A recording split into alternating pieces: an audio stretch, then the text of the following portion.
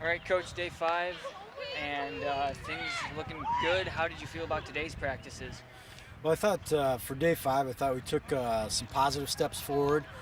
We did have some places where we took a couple steps backwards. Now that we're 5 days into spring, we've started to install quite a bit more. And you look at our defense. We put in about 15 blitzes, and for them to understand all the variations of how they align and their checks and things like that. And on paper, they can get it, but once you get out there in live bullets and the offense is going fast, there's a chance for your head to spin a little bit. So it was a good teaching moment to get them to understand they need to take a deep breath, relax a little bit to be able to really be successful for us.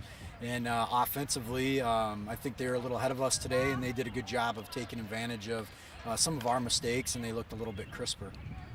So you said you kind of get that tailspin, but you, as coaches and as players on day 5, correcting those things. You stop the play and you make sure everybody's doing the right moves. It's technique right now, not plays. Yeah, I mean, it's a philosophical thing, but the way I look at it is I want to make sure that we correct things when the mistake happens.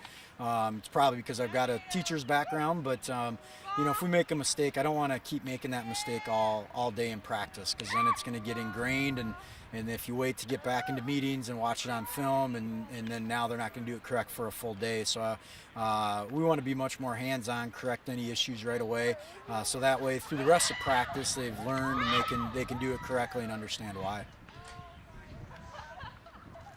On that, you talked about in your post practice meeting with the team. You said, "Hey, we had some minor wins today." Walk us through what the minor wins were for today.